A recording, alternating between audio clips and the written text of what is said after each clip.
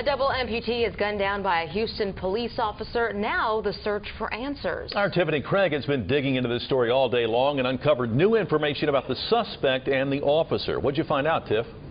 Well, first of all, that officer has been involved in a fatal shooting before, which I'll tell you more about in just a moment. But the man in the wheelchair lived in the home you see behind me for about a year and a half. And it was no secret to the people there that he was violent and he would lose his temper.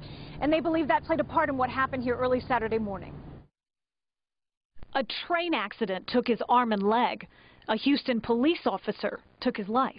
It was a guy without an arm, without a leg, in a wheelchair with a pen in his hand, gets shot in the head and killed. That's insane. The case of Brian Claunch is getting lots of attention after police were called to the group home for mentally ill patients. He got agitated in the middle of the night and started getting a little bit violent. And the person who have stayed with him at night called the police, called 911. Apparently, Claunch wanted cigarettes and a soda, and police say he threatened them, cornered one, and was shot in the head. For the cops to go in there and just, with guns drawn, it's ridiculous.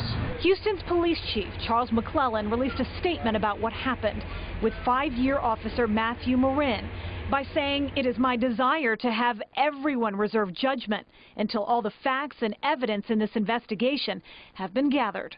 Claunch is said to be schizophrenic and bipolar, but the chief assures us that all Houston police officers receive mandatory crisis intervention training, specifically dealing with persons experiencing mental crisis. But some question why a taser wasn't used and just can't believe how the situation was handled. What should have happened is that they should have used their crisis intervention training or used a taser, but not shot a man without an arm and a leg in the head. Now the case that's being talked about around the country is being investigated by the FBI.